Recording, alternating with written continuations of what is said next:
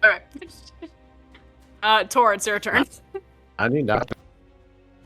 Alright, I whip out the wand of wonder that I forgot I had and go to cast it. I roll a 98 and I need him to make a Constitution saving throw. Okay. Oh no, he nat ones. Awesome. Alright. Oh my god. Hold on.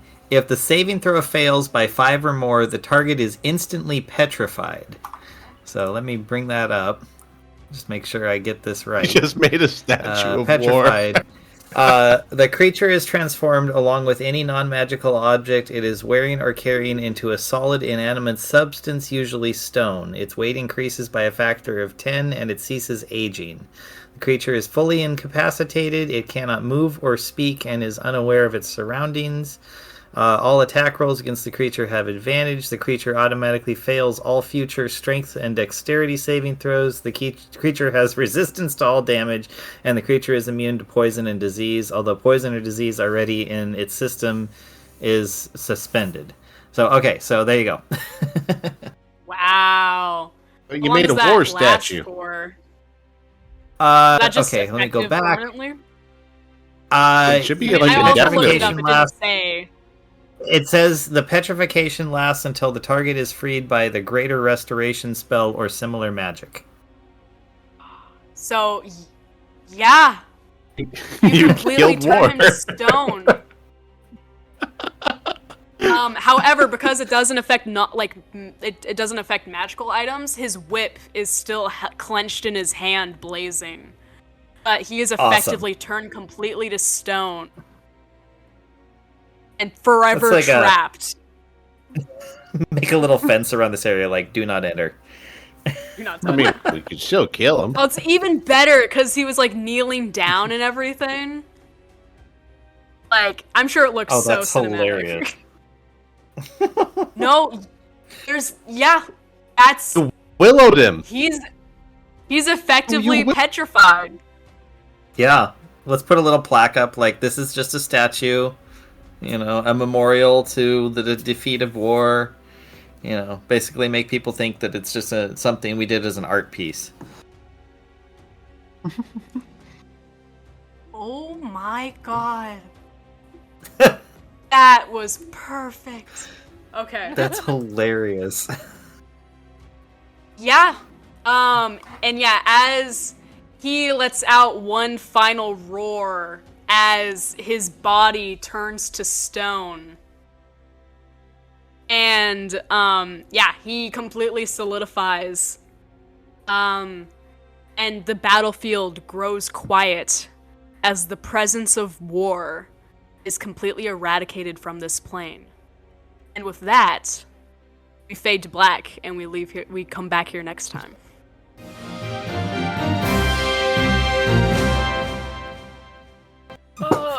Awesome. Oh my god. That was legendary. Fucking crazy. That was so power of good. a nat one. I couldn't have written that better if I tried. No. That was perfect. I just kind of look Tor at the one just like killed holy war crap. with the wand wave.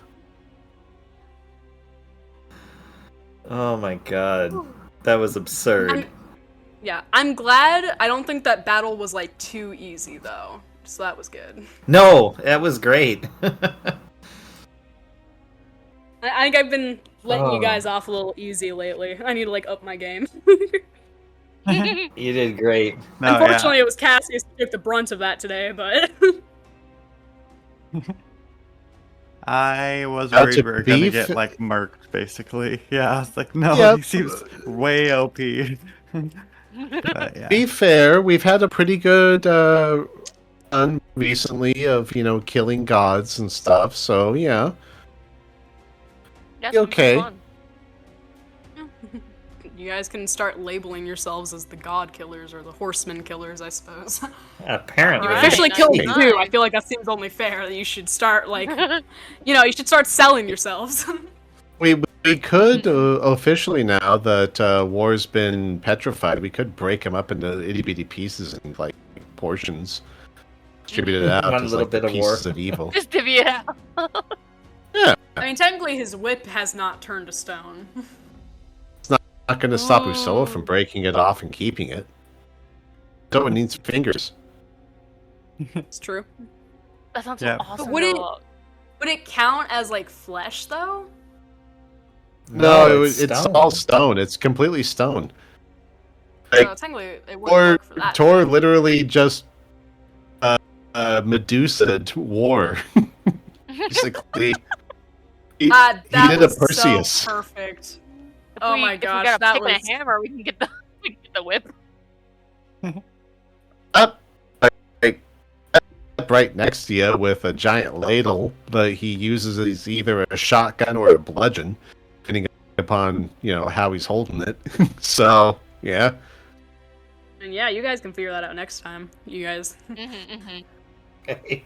Oh, Sounds that great. was so. I can't get over how perfect that was. That was so That was good. awesome. That was epic. Very, very epic. That's great. Good session, guys. Very, very good. Yeah. Yes, quite. You guys all did good things. I was very worried. There was like a 90% chance I was worried that you guys were just gonna abandon Arceus. I I'm was totally no expecting longer you guys playing- to completely forget about him and just book it out of the cave. Who is that well, again? if I was playing Braun or Alpha, Dragon. that would have been the case. I But I'm That's no longer true. It playing is helpful dragon that hating Alex's races. character doesn't hate dragons this time around. Well, for I only did once, that for 2 sessions, 2 campaigns. two Yeah, massive but that's only- campaigns. Yeah, but they were logical at the time. Why we did that? Yeah, but that was like, what was that? 89 episodes, 89 sessions where you hated dragons. Oh, they were assholes. And then the second campaign was the offspring, more or less, Yeah. of the guy who hated dragons. So indoctrination. Of course. Can go against it. Yeah, it made sense. It made sense. It made sense in the world at the time. Yes. It did. What didn't make sense was the whole party convincing the poor little offspring who's new to the world of how babies can explode, but, that's beside the point. It was Really, who's the perfect. bad It guy set in up this our campaign situation? so nicely. Session 1. Roll a really Exactly. good deception check to convince you that babies exploded. It was perfect. Yeah, so who's the real bad guy here? Someone who just hates dragons irrationally because of what they did to the creator's race, or someone who convinces the offspring that babies can explode and, it's completely normal. I'm not denying that Casseros was in the wrong. I'm just like... I'm just saying it was brilliant. And it was super fucking funny. And I don't apologize. It was. I completely agree. That is the true. All right, I think I'm gonna dip I miss out. Cassius. Thank Or you for not the Cassius, session. Casseros. Mhm. Yeah, of course. I'm very Okay, excited to good night. write. I get to actually write content for next session, so that'll be fun. Wow, Alright, look well, at you. Content specialist. Well, we've been in the same. I usually write the areas as I expect we're going to them. So like, I pretty much wrote this entire valley, like all up, and that's what we've been in. So I didn't need to write any new content. I just adjusted every session. But now I need to prep a bunch of content because I have no idea where you guys are heading next. So probably fun. Awesome. Hell yeah. Nice. I'm excited to see where we go from here because we are, I mean, effectively, like, almost halfway through the big bads. I mean, you've got 2 more horsemen and then Lilith herself, so Awesome. going I look forward going to by it. smoothly. Wait, 2 more big bads. I thought we had 1 more big bad. Now we have famine and death.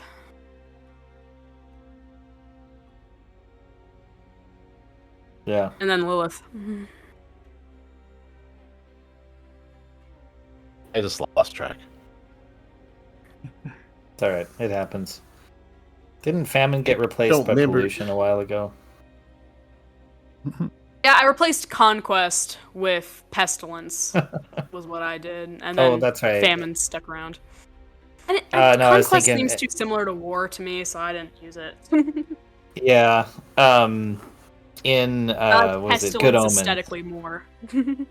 Oh, totally. But yeah. in Good Omens, I think it was pestilence that got replaced by pollution Exactly. because it just didn't Conquest fit was with the modern world. pollution, and war, and famine was still famine because he was the guy who had like the really expensive restaurant with the super like the air you could breathe. I loved that. That was such a good detail. I know. That was the hard Or part of the this. Was like, entire I'm like, meal I that had no cannot. calories. Yeah, I'm like, I cannot make all the horsemen exactly how they are in Good Omens, even though it's super creative depictions and I would love to steal it. I just can't. Like, Mm-hmm. we've done different things. It's fine. Famine's an interesting one. I'm excited to see how that goes. That being said, I Yeah. think I should probably head out.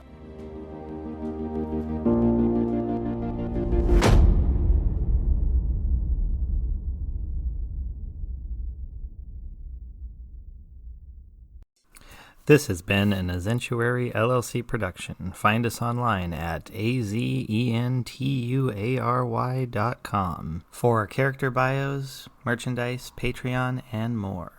Thank you for listening.